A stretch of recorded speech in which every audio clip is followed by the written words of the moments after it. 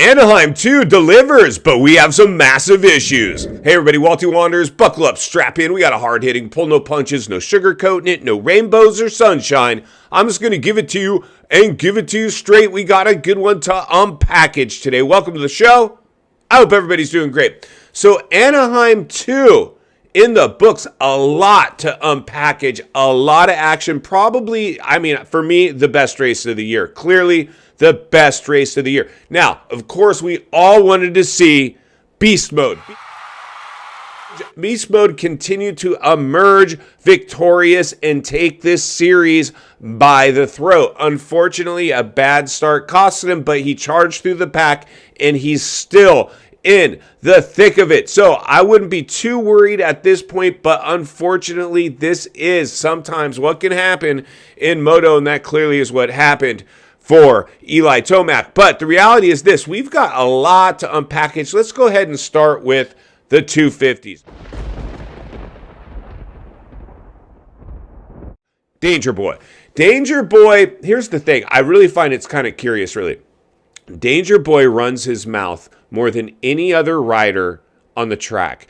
And he pretty much told Juju that he's, he basically said, Juju, you're my bitch. You ran your mouth, and this is what you get. He pretty much cleaned Juju out. Yo, what's up, Juju? You want to run your mouth? I'm Danger Boy Diggs. Boom! Full send, baby. And Juju had a chance to stuff him. In the main, it was there, and he didn't do it. Now, on one hand, gentleman move, Juju, good job by not, going in there and making things worse or more heated or this and that. He probably handled it the best he could, but you almost, at this point, in my opinion, you need to basically go on the offense. You should have taken Deegan out and put him on the ground, even if you guys both went down, just to prove a point. But you probably did the right thing in terms of points preservation and remaining in the championship hunt, but you almost have to send Danger a clear message, not like running your mouth, saying something about him on an interview you did on one of the mainstream media platforms. You really needed to do this on the track. Now, Danger Boy, here's the funny thing. Moving over to the 450s. When Jet Lawrence passed Anderson for the lead, he was stalking him. He could tell. He knew that he could not ride Ando dirty. He was doing his best, but finally he went ahead and put a move on him, and it was aggressive, but it was clean, but it did not matter. The crowd booed. They booed Jetson because, it wasn't so much because they're Jetson haters, it's because they're Anderson lovers. Everybody likes El Hombre. He's a blue-collar dude out there making it happen, and he's been at it for a long time, and we all are cheering for the Cinderella story or the underdog, and unfortunately, that's where Anderson has found him. Now, he's been consistent. This is probably his best year on that Cowie so far. He's putting it together. I'm super pumped to see El Hombre in the mix and up there mixing it up. The sponsors have to be stoked. The team has to be stoked, especially after losing Prado the way they did. Now it's up to Anderson to carry. He already was, the number one rider there. Nobody's expecting anything out of Jorge Prado. But the reality is this. Anderson is keeping them in the conversation, which was awesome. But it gets better or worse depending on how you look at it. Now, can you imagine if Jet Lawrence was to run his mouth on the podium the way Danger Boy runs his? He would be getting booed out of the stadium. If he was to say, that's what you get when you mess with me, blah, blah, blah. Now, maybe that's the right thing to do, but Jetson knows. Jetson now is complete. Jetson always has been a little bit of a fun-loving, go-lucky type of personality, but we still don't know if that's his true personality or if it's some basically PR handler that's told him, hey, listen, this is the way we need to operate. You need to be basically super duper courteous and squeaky clean because the crowd's going to jump on you like a cheap suit the first chance they get. And that's in fact what happened. The minute he passed Anderson, even the broadcast booth, Ricky and Weege, were like, whoa, did you hear that? The crowd. They didn't say exactly. They should have been like, dude, they were booing Jetson. And they could have just said, They love Anderson. They wanted to see Anderson win. That's why they're booing Jetson. Now, we respect the talent of Jetson, but we also know it's clearly after watching this race or any race, even if he doesn't win, he's always the fastest rider on the track. He was fast qualifier. He's clearly just got the bike skills that nobody else can match. Now, they are bridging that gap. I would say that the gap has been bridged a little bit, where last year it was almost embarrassing how much better the dude was. And we still got to wait for the outdoors, because I think the outdoors, we got a lot more work to do when we get outdoors. These tight confines of these one-line Supercross tracks where it's tricky to pass is one thing, but when you get in the outdoors and there's much more opportunity to pass, we're going to have to see if these guys can bridge that gap a little closer the way they have in Supercross when we get outdoors.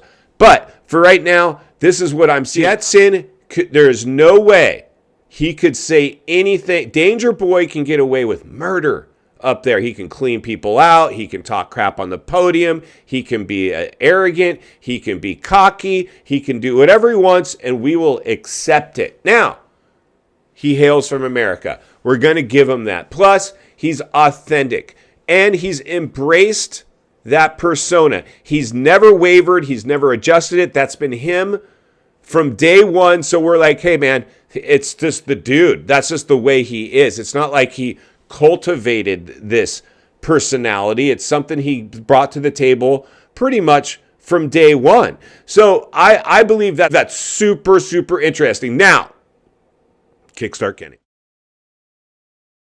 Kickstart Kenny. Suzuki resurrected from the dead. Once again, the Kickstart motorcycle is in fact going to come in to Arizona with the red plate. Now, it'll probably leave Arizona on a different bike, but you never know. Kenny's pretty consistent. He probably is going to do pretty well in a Triple Crown format. There's a good chance maybe Suzuki is going to be laughing all the way to the bank as, well, I mean, I do actually, let me back that one up a hair. Even if Suzuki has the red plate leaving Arizona, do you really think a Kickstart bike's going to fly off the shelves this week or next week because Kenny Boy's got the red plate? No, they won't. Now, if you already own a Suzuki, then you're stoked. But I still don't think it's saving the sales. That thing needs electric start yesterday. Now, had they done that, had they delivered, this is where Suzuki, you've dropped the ball in a big way. Lots to unpackage this week because I hear myself just do a post-race report on A2. A lot to unpackage. There's so much that we're going to miss in this show. So much to cover. But the reality is this. Had Suzuki delivered, which I heard was what they had promised, electric start this year for Kenny.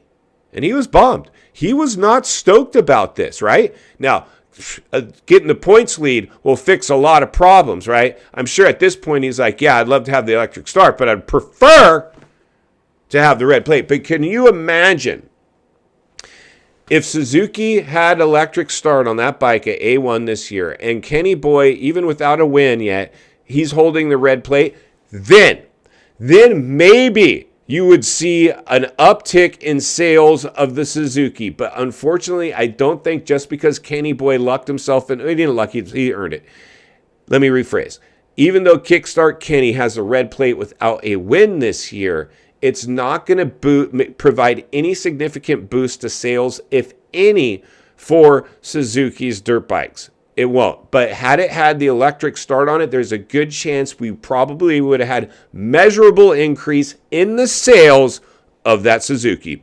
And final thoughts. I come to you as a friend, as a content creator, as a moto guy that wants to see you not only win on the track, off the track. Understand the waters you're swimming in now. Shark infested. A2. Welcome to the swimming pool. You delivered. That was pretty good stuff. I'm actually getting excited again about this series. A lot to unpackage moving forward. We have basically the top 4 riders within 5 points of each other. It's anybody's ball game at this point. The only thing I will say is Jet Lawrence just won a race, and my guess is he's probably going to go on a little bit of a run. And if somebody doesn't get in there and stop him quick, it could end up the dreaded runaway season. But that's why Welty will be here to blow the lid off it every step of the way. Because it's not only what we need, it's in fact what we deserve. If you appreciate the content, I want to humbly ask you to give the video a like, subscribe to the channel, leave a comment below. I'd love to hear from you. Social media links in the description of this video if you'd like to follow me there, along with links to channels I've appeared on I think you might enjoy. If you enjoyed this video, you're going to love the next video. And there's an easy subscribe icon for your convenience. As always, thank you for your time. Don't go over the bars. God bless, and I'll see you on the next video.